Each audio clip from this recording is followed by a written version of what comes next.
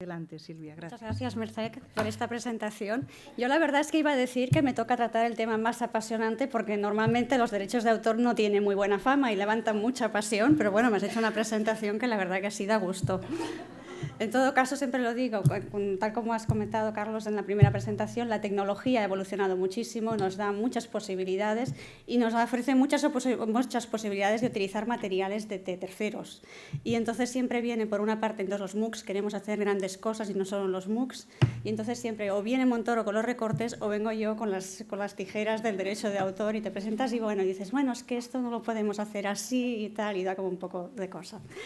En todo caso, la presentación que quería hacer hoy, de alguna manera lo que quería hacer era presentar un poco las pautas que estamos siguiendo nosotros ahora en el CRAI de la Universidad Pompeu Fabra en los temas de derechos de autor, porque bueno, es un fenómeno novedoso el tema de los MOOC y es importante que podamos compartir nuestras experiencias y pues eso, las pautas que vamos generando según pues, la experiencia que vamos adquiriendo. Y esta es la finalidad un poco de lo que querría explicarles.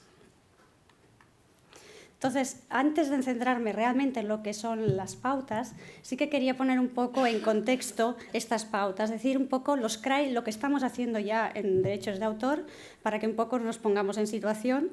Luego querría explicarles unas pequeñas pinceladas sobre los derechos de autor para que se puedan entender después por qué estas pautas y no otras, por qué hemos llegado a estas conclusiones. Entonces empezaré, digamos, poniendo en contexto el tema de los CRAI. En los CRAI ya tenemos experiencia en tratar los derechos de autor. Llevamos ya muchos años tratando temas relacionados, con lo cual no tenemos que tener temor a afrontar este nuevo reto de los MOOCs, porque realmente ya lo estamos haciendo. He puesto los 3 temas principales más generalizados que se tratan en los MOOCs, pero hay en las universidades, pero quizás haya otros CRAIs que también hagan otro tipo de apoyo en la universidad en temas de derechos de autor, como por ejemplo en páginas web.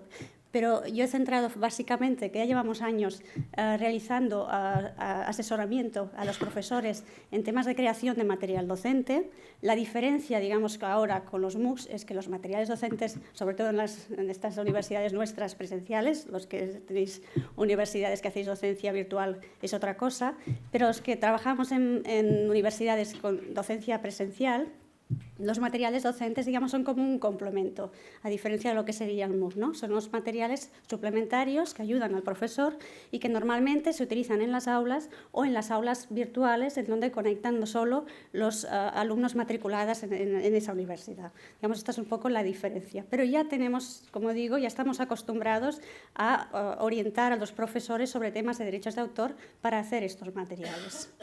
Por otra parte, obviamente, como bien sabéis todos los que estáis aquí, llevamos a cabo docencia directamente pues, también a lo que son los estudiantes en todos estos cursos y formaciones de las competencias informáticas e informacionales. Uno de los puntos que incluimos siempre es también un apartado sobre los derechos de autor para que los estudiantes también sepan cómo tienen que hacer sus trabajos, que no tienen que plagiar, etc., etc., este tipo de cosas. Y por último, también tenemos mucha experiencia en publicar lo que es la producción científica de la universidad en los repositorios institucionales. Por lo tanto, también estamos acostumbrados a tener que enfrentarnos a publicar en unos servidores de la universidad, en los repositorios que van a ser consultados materiales en el mundo entero. Es decir, que ya tenemos realmente mucha experiencia, que tenemos que aprovechar, mucho bagaje sobre estos temas. Y obviamente, ahora llegan el reto de los MOOCs. Los MOOCs, como digo, en el fondo tienen puntos en común con todo estos aspectos que he comentado de los que hacemos en el CRAI, pero sí que tienen algún aspecto novedoso. Por una parte, es un producto complejo, porque ya hemos visto que se compone de diferentes materiales. Hay material audiovisual, hay PowerPoints, bueno, hay toda una serie de materiales. Es un producto, como digo, complejo. Pero aparte, porque tal como hemos comentado, no solo es un material docente complementario, es que es un servicio. O sea, a través del MOOC se está ofreciendo directamente la docencia. Por lo tanto, y además es un servicio, por decirlo así, es un producto único. El estudiante, cuando se matricula en una de nuestras universidades, en un estudio determinado, se matricula y tiene varias asignaturas. Y hay algunos profesores que le gustan mucho, otros que no, la asignatura que le puede parecer más interesante o menos, pero de alguna manera al final tiene una idea completa de todos aquellos estudios, de aquel estudio que le ofrece aquella universidad. Con el MOOC la diferencia es que estamos ofreciendo un producto único, que es como nuestra carta de presentación de la universidad. Por lo tanto, esto hace que, como he puesto aquí, nos exige un esfuerzo de calidad, que no es que no lo tengamos que tener siempre, obviamente lo tenemos que tener siempre, pero quizá estos productos tienen que estar muy bien acabados, porque de alguna manera, pues es eso, es la carta de presentación con la cual presentamos nuestra universidad al mundo. Y como digo, tiene algunos aspectos que añaden complejidad a lo que ya veníamos haciendo antes. Por una parte, lo que ya he dicho hace un momento, el MOOC se compone de multiplicidad de materiales y esto lo tenemos que tener en cuenta. Por otra parte, domina el material audiovisual y eso quizá, sobre todo en las universidades que somos más presenciales, no estamos tan acostumbrados a tratar con el material audiovisual. Y entonces el material audiovisual tiene su problemática particular. Por otra parte, lo que también añade un poco de complejidad para el tema de derechos de autor a los MOOCs es que los MOOCs se publican, se ofrecen a través de plataformas externas. No los ofrece la propia universidad con sus servidores, sino que los podemos ofrecer además a través de diferentes plataformas que pueden ser españolas o que pueden ser extranjeras. Como aquí os he puesto el ejemplo, ¿no? Miriada X, Coursera, edX, etc., etc. Y podemos además ofrecerlos, no simultáneamente, pero puede ser que pactemos un curso, lo hagamos un MOOC en una plataforma y al año siguiente se ofrezca en otra plataforma. Incluso a la vez que estamos presentándolo en una plataforma, hay determinados materiales, por ejemplo, los materiales audiovisuales, que a lo mejor la plataforma, por ejemplo, Miriada, no te permite subir ese material en la misma plataforma de Miriada y te dice que lo tienes que poner en otro. Y se utiliza, por ejemplo, la plataforma YouTube para publicar estos materiales. Todas estas plataformas imponen sus condiciones, que entonces nosotros para publicar hemos de tener en cuenta. Y esto enlaza con el último punto, y es el tema jurídico, digamos, más complejo. Y es que, como vamos a publicar en plataformas extranjeras, nos van a consultar los MOOCs, personas de diferentes partes del mundo, nos encontramos con la gran pregunta de, bueno, si alguien nos reclama, si hay un titular de alguno de los materiales que hemos utilizado, nos reclama, ¿a qué derecho se nos va a aplicar? ¿Se nos va a aplicar el derecho español? ¿Se nos va a aplicar el derecho americano? ¿Qué derecho se nos va a aplicar? Y este es el gran problema porque es un tema que hoy en día no está resuelto. O sea, es el tema esencial, yo creo que uno de los temas básicos del que está planteado en la disciplina del derecho de autor. Realmente Internet permite la consulta global, pero no está claro, no hay establecido todavía, no se ha llegado a unos acuerdos que determinen claramente qué jueces son los competentes en cada caso y qué derecho tienen que aplicar.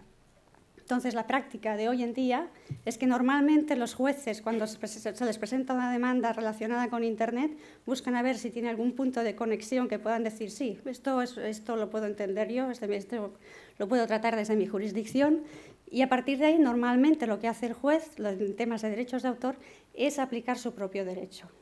Lo digo porque lo que nos vamos a encontrar es que no tenemos la seguridad de que las pautas tengan que seguir exactamente el derecho español, porque tenemos que tener una visión un poquito más global en las pautas que sigamos, porque nos podemos encontrar pues que a lo mejor resulta, crucemos los dedos, toquemos madera, que nos ponen una demanda en Estados Unidos.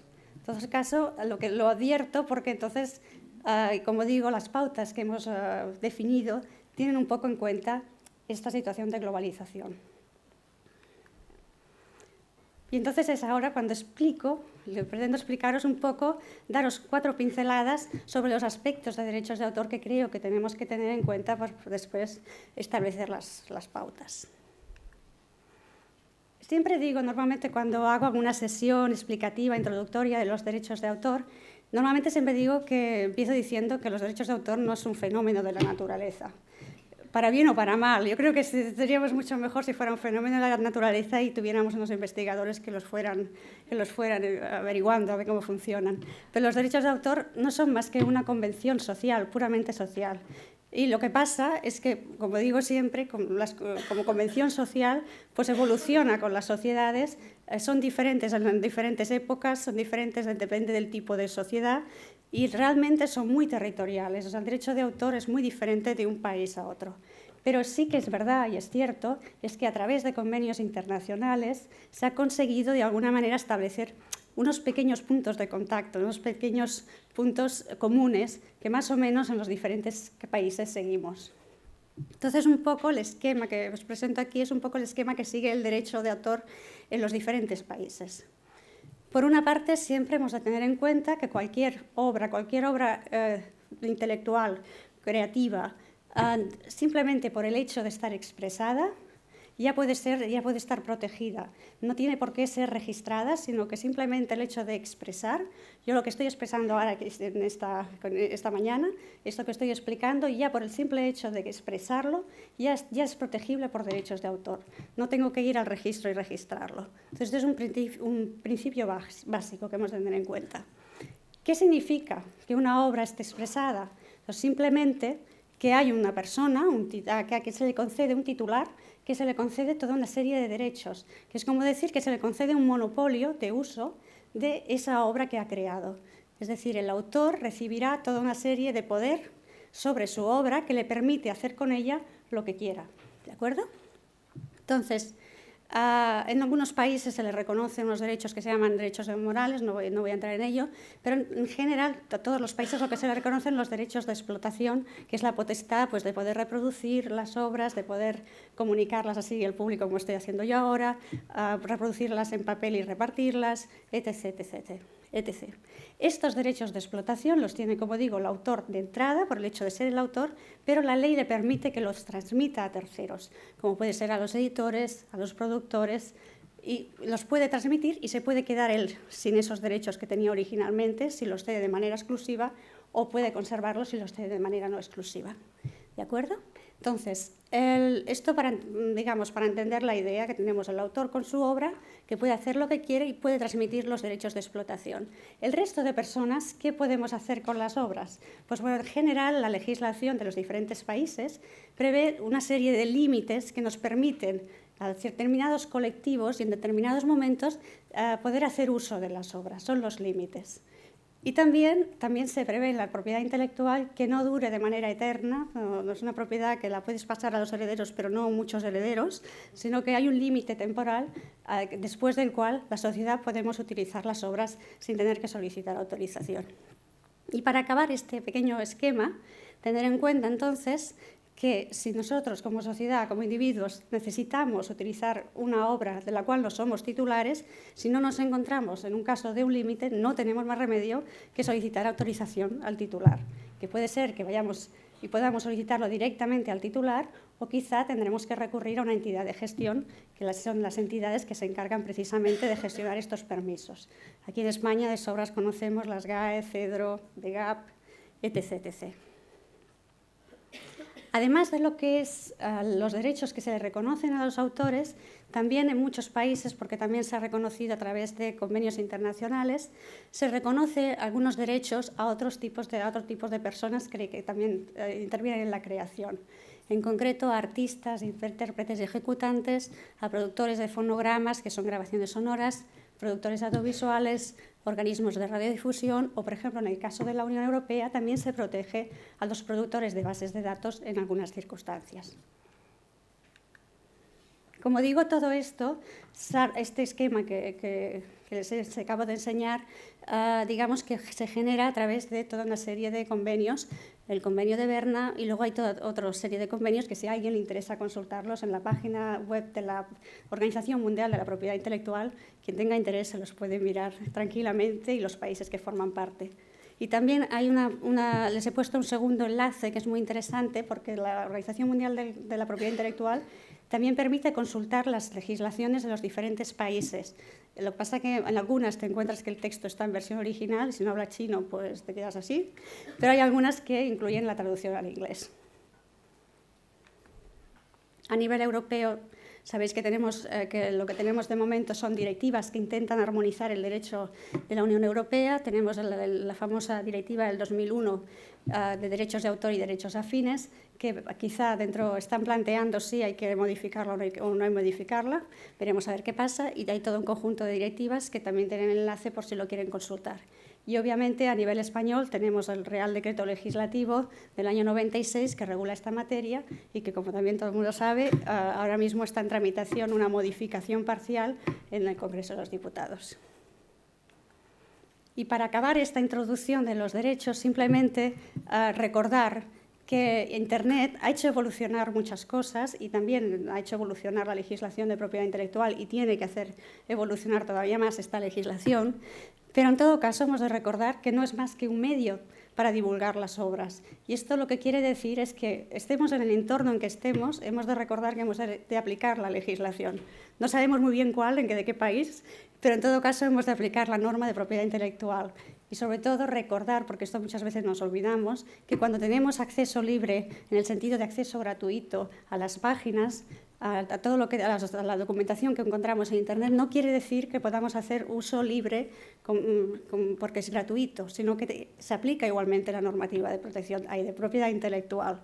Por lo tanto, hemos de mirar quién es el titular, qué uso queremos hacer, si es de un límite, si corresponde a un límite o no, y si no, solicitar autorización. ¿Sí? ¿Más o menos? Pues bueno, pasamos realmente a lo que son las pautas, que era lo que les quería transmitir. Como decíamos, y como hemos dicho muchas veces, nos encontramos en que un MOOC está compuesto por mucha tipología de material. He puesto material audiovisual, que es, digamos, normalmente el dominante, que pueden ser vídeos de exposiciones docentes, pueden ser grabaciones de clases, etc., etc. También normalmente hay diapositivas explicativas con o sin sonido.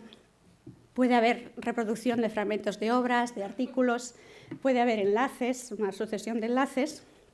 Normalmente hay luego ya lo que es la actividad de interacción puramente con el estudiante, que puede consistir en cuestionarios, en foros, bueno, toda una serie de materiales.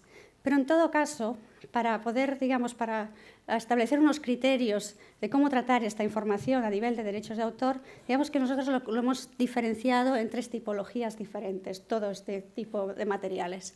Por una parte, hemos pensado que es importante distinguir aquellos materiales que son fruto íntegramente del esfuerzo del profesor, que son creación propia, como puede ser, pues eso, si un MOOC en el profesor, una grabación de audiovisual que el profesor está explicando y como mucho dibujan aquellas pizarras que hemos visto que estamos celebrando, ¿cuántos eran? ¿200 años? Casi que digo 100. Pues podría ser perfectamente un material así. Este tipo de material no ofrece dificultad, digamos, en tema de gestión de derechos de autor y, por lo tanto, no lo continuaré tratando. Pero las otras 2 tipologías sí que nos ofrecen más problemática en temas de derechos de autor.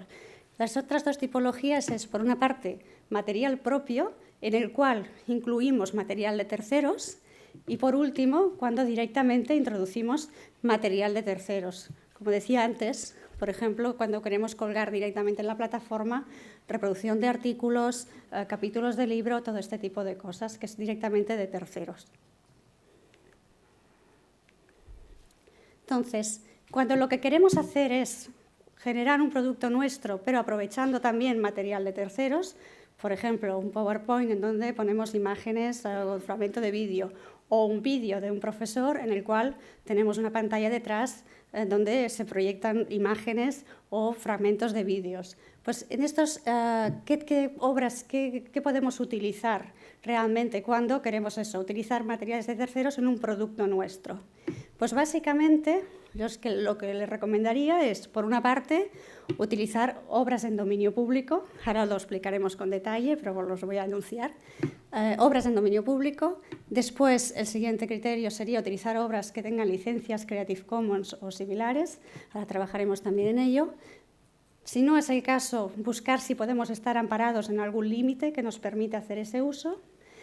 Si no es el caso, o bueno, también porque nos interesa, podemos siempre enlazar, que también lo explicaremos, y finalmente, si ya todos estos recursos no nos valen, será cuando tengamos que pedir autorización a los titulares. Vamos a ver punto por punto. Ahora voy a poner un vídeo, porque explica mucho mejor, para que se entienda. Yo creo que todos más o menos tenemos un poco una idea de lo que es el dominio público, pero quiero que lo vean porque explica una problemática, porque en realidad nos explica que no hay un único dominio público, sino que hay muchos dominios públicos. Entonces el vídeo yo creo que lo ilustra muy bien. Es de la Open Knowledge Foundation y en colaboración con el proyecto de Comunia, y entonces nos plantean el tema de las calculadoras de dominio público, que ahora lo entenderán.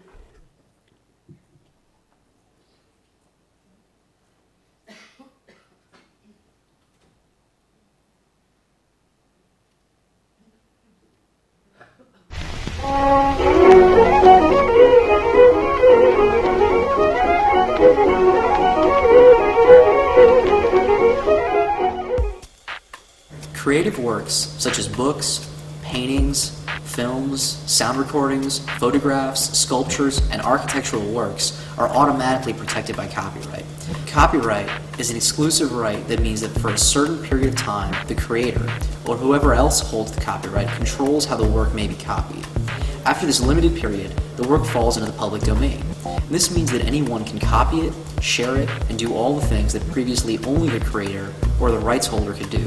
So for example, a public domain image can be freely reused in a collage, a public domain sound recording can be freely remastered or incorporated into new sound recordings or into new films. Public domain text can be freely translated or they can be incorporated into new editions, and so on.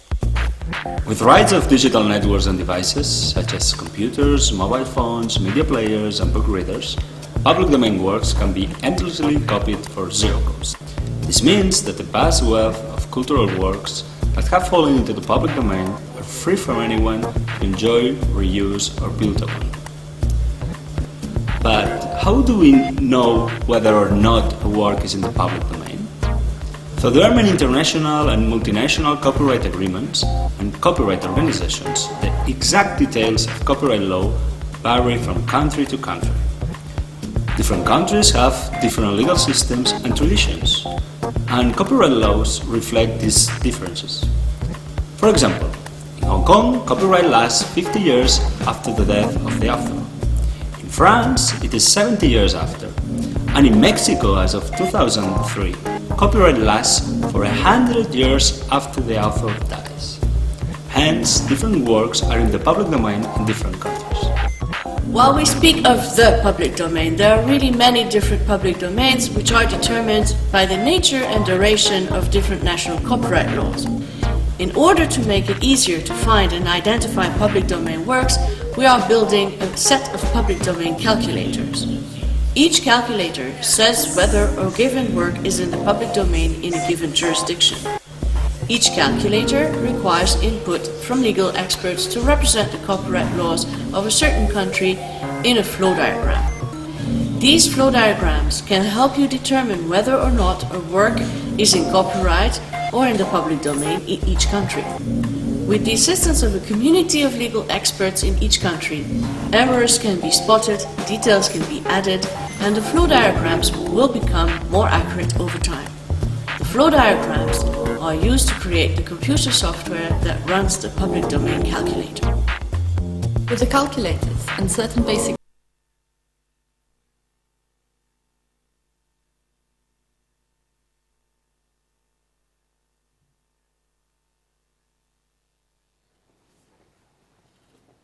Bueno, un poco el vídeo ilustra un poco la problemática. Por una parte nos dice el dominio público, cuando una obra pasa a dominio público, lo que quiere decir es que podemos reutilizar la sociedad, podemos utilizar las obras sin ningún problema, porque ya no, el titular ya deja de tener los derechos él mismo.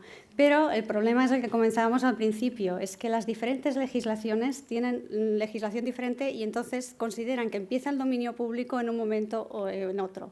Entonces, esto es una cuestión que hemos de tener en cuenta, sobre todo en el tema de los MOOCs. Aquí les he puesto un poco para orientativo, pero por si a alguien le interesa, en diferentes países, cuándo empieza el dominio público, qué criterios se utiliza.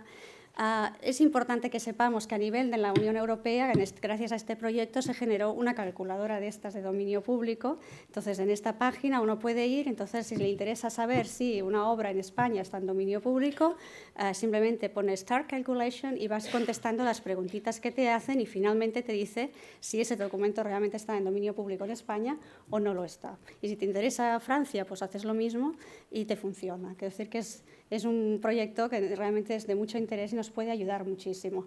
A ver, no podemos, obviamente, cuando estamos pensando en un MOOC, no podemos saber cómo será cuál es el derecho de todo el mundo, pero sí que podemos, digamos, interesarnos por aquellos, derechos que pueden tener más relación con el MOOC que estamos realizando. Es decir, si nosotros vamos a utilizar una plataforma, ya lo diré, americana, sí que quizá tendremos que tener en cuenta un poco cómo funciona el derecho de los Estados Unidos. Si voy a utilizar obras, por ejemplo, de literatura o de pintura francesa, pues quizás sí que nos convenga interesarnos de cómo funciona un poco el derecho francés para intentar evitar lo máximo los problemas que puedan generarse desde esos países. Y en ese sentido, pues la calculadora esta a nivel de la Unión Europea nos puede ser muy útil. A nivel de Estados Unidos, les aconsejo, por ejemplo, esta página web de la Universidad de Cornell, en donde hay esta URL, en donde se visualiza un documento que en PDF son 10 páginas, en donde tú vas contestando, en la parte de la izquierda te pregunta qué tipo de obra tienes sobre la mano, y entonces vas mirando según los datos y finalmente en la casilla de la derecha te dice si una obra es de dominio público en Estados Unidos o no lo es. También en la página de Wikipedia hay una página que intenta ilustrar el tema del dominio público en los diferentes países del mundo. Ya te dicen que es orientativa y que no es fiable 100%, pero la verdad es que ayuda muchísimo. Y la verdad es que también ofrecen este mapa del dominio público. A nivel español tenemos una pequeña ventaja, según se mire, y es que el dominio público español en España dura muchísimo, porque dura 80 en estos momentos. Para los autores que murieron antes del año 87, perdura digamos, sus derechos hasta 80 años después de su muerte. En la mayoría de los países, por ejemplo en Europa, son 70 años. Lo que quiero decir es que cuando dices, bueno, en España está en dominio público, tienes bastantes posibilidades de que aquello también esté en dominio público en otros lugares. Pero bueno, en todo caso, siempre hay que comprobarlo por si acaso. Y entonces, aprovechando, hago una especie de advertencia, porque sobre todo a final de año, que yo estoy de vacaciones, pero nunca puedes dejar de descansar, siempre aparecen noticias, porque es el momento, el 1 de enero, cuando se empieza a computar que una obra ya ha pasado, las obras de un autor pasan a dominio público, a menudo salen en el periódico noticias sobre, por fin ya tenemos a tal autor con las obras en dominio público. Y muchas veces no se refieren realmente al derecho español. Entonces, simplemente hay que fijarse un poco. Y recuerdo este año, yo creo que incluso lo vi en las noticias el 28 de diciembre y pensé que era una inocentada, vi esta noticia, que esto se publicó luego en El País en enero, que decía, viva, Sherlock Holmes y Moriarty pasan a ser de dominio público. A mí de entrada me chocó porque no hablaban del autor, hablaban de Sherlock Holmes. Entonces, cuando lees la noticia, ves que realmente es un caso que habla de una situación en los Estados Unidos, que ellos funcionan de una manera muy diferente, como digo, tienen unos criterios diferentes. Y claro, entonces cuando hace el fallo del juez federal Rubén Castillo, es obviamente el juez federal de Estados Unidos, y entonces dictamina que todos los aspectos de los personajes de las obras publicadas antes de 1923 pasan a dominio público. Claro, es una noticia que está pensada para Estados Unidos, pero no para nosotros. Entonces, simplemente recordar que tenemos que mirar las noticias un poco a distancia, sobre todo en este tema. Como ven, y además, curiosamente, en nuestro caso, Conan Doyle, como ven aquí, murió en 1930. Esto quiere decir que ya sus obras aquí en España son de dominio público. Lo que sí que también hay que tener muy en cuenta, aparte de todo esto de las diferentes jurisdicciones, es que una obra pasa a dominio público, pero hay que tener en cuenta también que puede haber otros titulares que que tengan obras en esa misma obra que tenemos en las manos. Por ejemplo, hemos de vigilar que, por ejemplo, las traducciones. Una obra original puede estar en dominio público, pero la traducción tiene un autor, y ese autor a lo mejor está vivito y coleando, o no. Es decir, que hay que tener también atención a los otros titulares que pueden intervenir en la misma obra que tenemos en las manos. Traducciones, ilustraciones, introducciones, comentarios, ediciones especiales, solo las ediciones especiales tienen protección para los editores, arreglos musicales, interpretaciones. Hemos de vigilar, pues, que realmente tengamos el original que esté de dominio público o que tenemos en las manos para poderlos utilizar. Y de hecho también les pongo una anécdota que también leí en un blog estos días atrás cuando preparaba esta ponencia. Y este es un caso curioso porque se trata de una editorial española que quiso publicar un cuento de Dickens, que el original efectivamente estaba en dominio público, pero ellos hicieron la traducción al castellano y, entre otras plataformas, quisieron venderlo en una plataforma, en una tienda digital en Japón. Entonces, ellos explican, dice que se les denegaba la posibilidad de vender este producto, no sabían bien por qué, Y entonces dice, resultó que se nos denegaba el acceso a la tienda porque no habíamos declarado la obra como dominio público. Y entonces dice, en nuestra inocencia creíamos sencillo explicar que el texto que queríamos subir no era de dominio público, que el original de Steinaumann sí lo es, pero que la traducción al castellano, el guardavía, estaba sujeta a derechos que correspondían a su traductor. Dice, qué equivocados que estábamos. Entonces, bueno, están allí peleando, tal, y finalmente hacen 3 preguntas claras a los japoneses y les dicen, la razón por la que se puede publicar en Kobo es porque no se puede publicar en Kobo es porque no la marcamos como dominio público. Segunda pregunta, en el caso de un original de dominio público, ¿considera Kobo, que esta es la tienda virtual, que la traducción también lo es? Y por último, si lo marcamos como dominio público, podremos publicar el texto. Dice, la respuesta en 3 días llegó en forma de 3 síes como 3 soles. Entonces, eso un poco ilustra el caos que hay hoy en día con el tema de los derechos de autor y los problemas que uno se puede encontrar. Bueno, este es el primer aspecto que quería comentar. Podemos utilizar obras de dominio público, sí, pero intentar un poco mirar a ver si es una obra solo de dominio público en España o también en los países en que realmente puede tener relación nuestro MOOC. La siguiente tipología de obras que podemos utilizar son aquellas que tienen licencia Creative Commons o similares. No les voy a explicar las licencias porque yo creo que somos el colectivo, si no el que mejor conocemos las licencias Creative Commons, casi. O sea, realmente somos los grandes difusores, introductores de estas licencias en muchos ámbitos. Así que no se las voy a explicar en detalle, simplemente recordar que son documentos con fuerza legal y en la cual el titular, el autor, nos está diciendo que nos permite hacer toda una serie de usos de manera gratuita y universal. Simplemente recordar pequeñas cosas. Es el titular el que puede transmitir sus derechos y el que puede conceder autorización. Por lo tanto, es él el único que puede poner una licencia Creative Commons. O sea que yo de, cojo esta foto, aprovecho esto y le pongo una licencia Creative Commons. No, o sea, el titular es el que puede poner la licencia. Esto, si no, no es válido, no tiene ninguna... Además, tiene consecuencias que digamos que no son demasiado aconsejables. Con lo cual, tenerlo muy claro. Y por otra parte, si nos encontramos un documento con una licencia Creative Commons, el titular solo nos ha podido licenciar aquello que es suyo. Si yo en esta presentación, como verán, he puesto una licencia Creative Commons, pero yo las imágenes que he ido poniendo no son mías, por lo tanto, no las puedo utilizar según la licencia Creative Commons. Por otra parte, también tener muy en cuenta que las licencias son variadas. Quiero decir que funcionan en base a diferentes condiciones, que son estas, ¿no? Atribución, compartir igual, no comercial, obras, si se puede hacer obras derivadas o no. Entonces, hay que tener, cuando queremos utilizar obras con licencias Creative Commons, hemos de mirar bien la licencia, qué usos nos permite hacer, si corresponde realmente a lo que nosotros queremos hacer y, sobre todo, cuando si reproducimos la obra, poner exactamente la misma licencia. No basta con poner un icono de decir, tiene una licencia Creative Commons, no. Hay que indicar qué licencia concreta para que el siguiente que lo vaya a consultar sepa de qué licencia se trata. Entonces, para poder localizar obras que tienen Creative Commons, yo no sé si conocen, la verdad es que es muy práctica, la propia página de Creative Commons incluye este buscador, que la verdad se los recomiendo si no lo han utilizado nunca.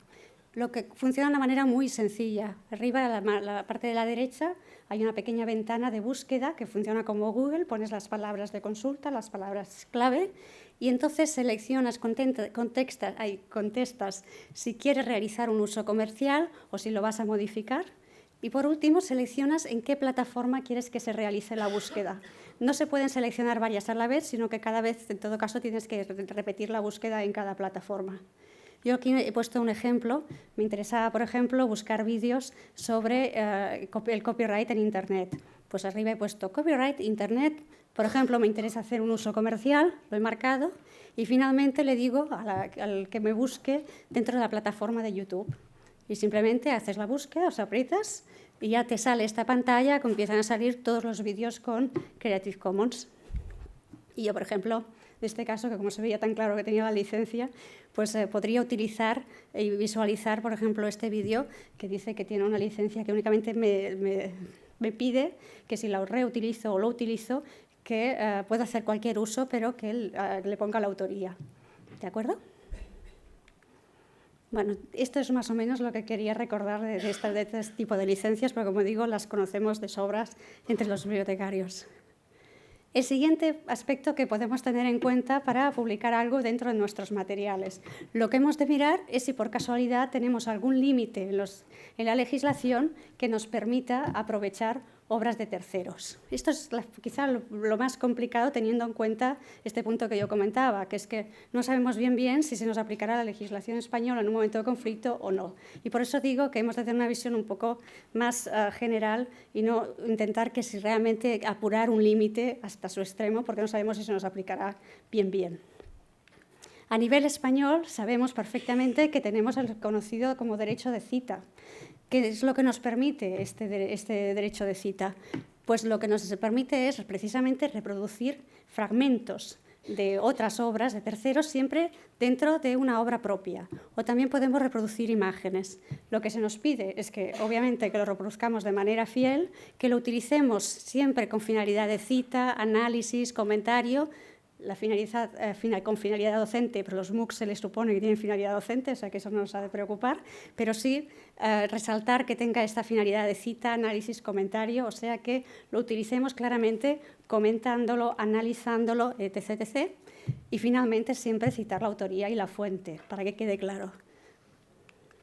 Les pongo un ejemplo, por ejemplo, esto es un vídeo, esto es del TED, vemos la persona que está hablando, que tiene detrás una pantalla. Esto es un sistema que podemos perfectamente en los MOOCs utilizar, es decir, pues con el profesor en el vídeo de la grabación del profesor, tener la pantalla detrás o proyectar la pantalla en la cual podamos introducir fragmentos de obras, fragmentos de vídeos, imágenes, textos, fragmentos de textos, podemos utilizar la pantalla y el profesor siempre comentándolo o ilustrando su explicación. Es decir, que no tenga una finalidad meramente decorativa, sino que lo utilice realmente, pues eso, para comentarlo, analizarlo, etc.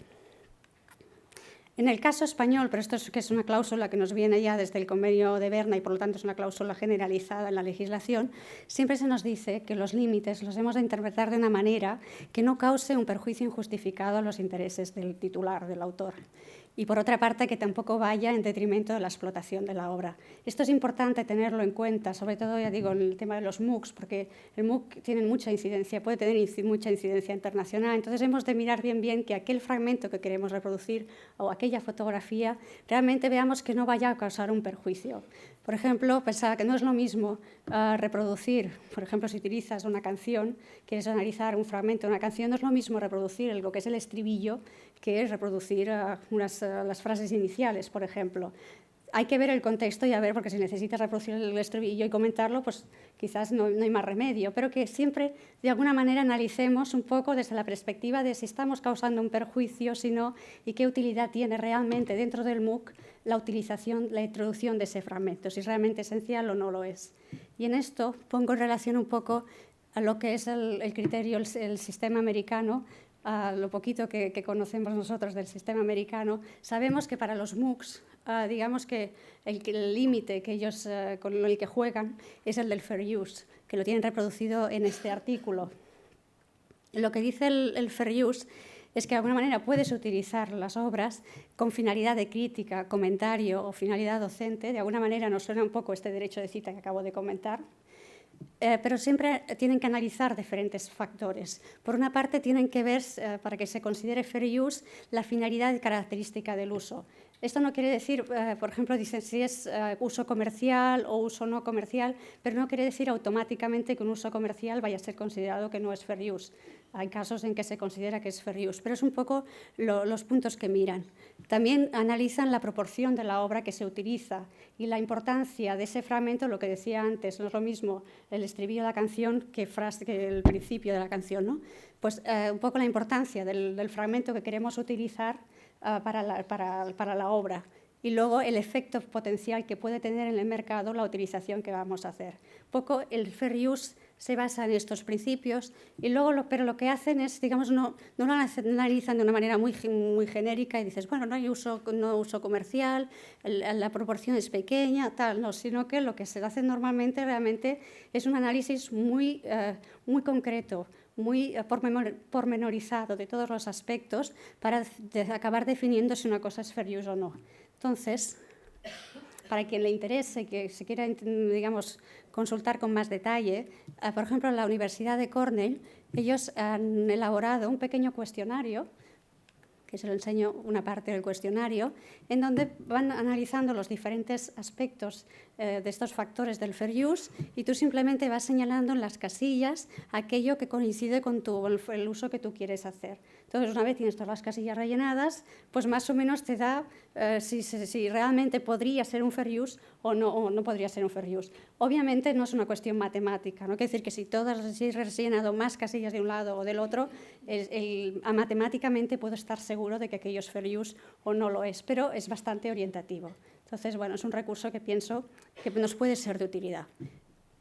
A continuación he puesto otro recurso que está preparado por lo que es la Asociación Nacional de las Asesorías Jurídicas de los Estados Unidos, de las universidades, que realmente, bueno, he puesto la página 71 a 73, ofrecen muchos recursos que pueden ser de interés sobre el fair use, porque realmente hay mucha publicación sobre el tema.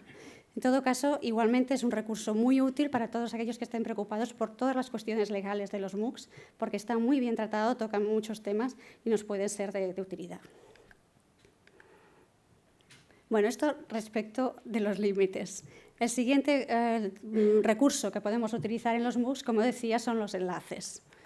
Los enlaces, digamos, a nivel interno lo entendemos como un derecho de cita, o sea que no tiene ningún problema, podemos enlazar tranquilamente, podemos incluir enlaces, pero sí, sobre todo, enlazar recursos que no podemos saber que todos los recursos que no vulneren derechos de autor, pero digamos que tengan apariencia de que no vulneran derechos de autor. Es decir, si tenemos un recurso como series yonkis, pues mejor no enlazar al recurso. Otra cuestión es si finalmente los tribunales considerarán que infringe o no infringe, pero digamos que para un MOOC es mejor no utilizar este tipo de recursos. O sea que simplemente sí, enlazar, no hay ningún problema, pero intentar mirar que realmente sean recursos que tengan una apariencia de legalidad. Y finalmente, cuando ya todas estas opciones las has mirado y ya no hay ninguna que te case, pues no hay más remedio que solicitar autorización expresa al titular de los derechos. Y esto lo voy a comentar a continuación en el siguiente apartado. O sea, un poco los criterios para cuando queremos dentro de un material propio introducir materiales de terceros son los que hemos visto hasta ahora. Y ahora ya para acabar de las pautas, simplemente mirar qué podemos utilizar cuando directamente queremos utilizar material de terceros, sin incluirlo en alguna cosa nuestra. Pues prácticamente las opciones son muy similares, solo he quitado el tema de los límites porque aquí ya no tenemos límite que nos valga y entonces pues podremos utilizar claramente obras de dominio público de acuerdo a todo lo que hemos explicado antes, obras con licencia Creative Commons, lo mismo, tal cual hemos explicado antes, los enlaces y por último con la opción de solicitar autorización expresa del titular. Aquí simplemente querría hacer alguna advertencia. Por una parte, porque esto sí que es diferente respecto a cuando preparamos materiales para lo que son los materiales docentes que utilizamos en la propia universidad, en la docencia presencial o en las intranets. Tener en cuenta, por una parte, que para los MOOCs no nos valen los recursos que tenemos, las bases de datos que tenemos suscritas por las instituciones. ¿Por qué? Porque normalmente las licencias que firmamos están pensadas para la comunidad universitaria de la propia universidad. Entonces, no incluye a aquellas otras personas que no están en la universidad. Por lo tanto, estos recursos de entrada no los podemos utilizar. Y renegociar estas licencias yo creo que sería un poco una locura, porque cuando no sabes el número de usuarios, puedes tener 10.000 usuarios en un MOOC, pues creo que el precio aumentaría considerablemente. En todo caso, está el tema abierto, pero sí que hay que tener en cuenta que en la situación actual no podemos utilizar estos recursos. Por otra parte, también tener en cuenta que no son válidas licencias que podamos tener para introducir materiales en las intranets de la propia universidad, porque estas licencias normalmente restringen realmente el uso, realmente la comunidad universitaria de la propia institución. Por lo tanto, tampoco podemos utilizar los recursos que nos permitirían este tipo de licencias.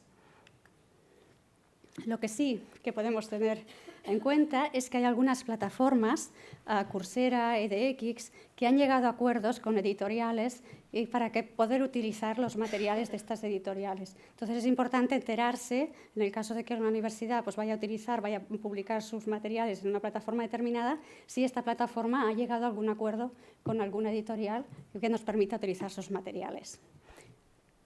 Otra de las cosas que hemos de tener en cuenta, a menudo los propios profesores quieren utilizar artículos que ellos mismos han publicado o por capítulos de libro o libros que ellos mismos han publicado y no siempre, como ya sabemos por el tema de los repositorios, no siempre tienen ellos los derechos. Muchas veces los han cedido a la propia editorial.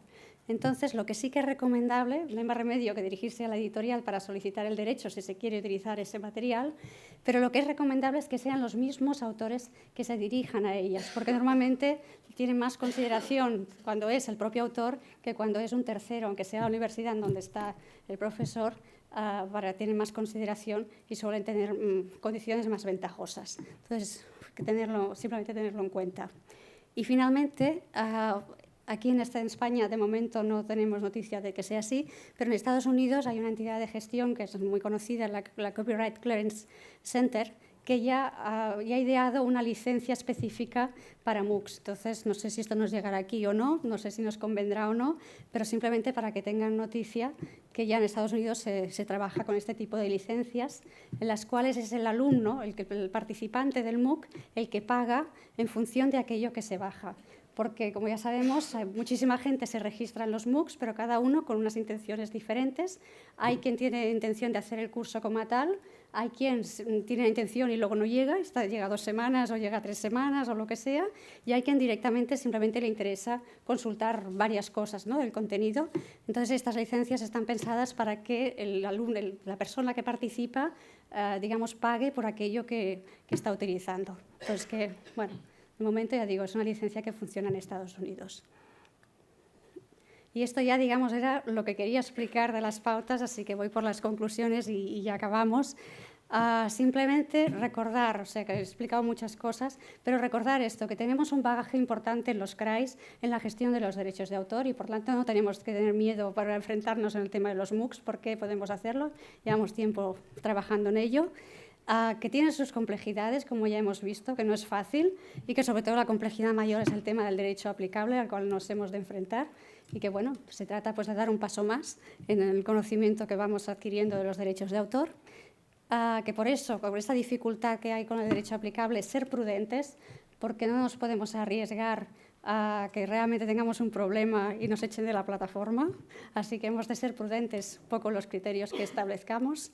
Y, sobre todo, colaborar, obviamente, con todas las diferentes personas que intervienen en la creación del CRAI, para que todos, entre todos, digamos, trabajemos de acuerdo con unas dinámicas comunes y colaborar entre nosotros en los diferentes CRAIs, pues por eso, para compartir experiencias de lo que nos vaya surgiendo, porque no deja de ser un fenómeno relativamente nuevo.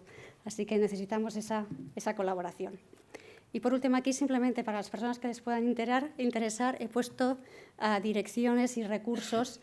Sobre todo son recursos americanos, porque son los que llevan más tiempo trabajando este tema y además son los que normalmente siempre son más extrovertidos y siempre nos explican muy sus prácticas. Entonces, aquí pueden encontrar muchos recursos que les pueden ser de utilidad sobre temas de derechos de autor y los MOOCs. Y bueno, y con esto yo creo que ya acabo. Muchas gracias por su atención.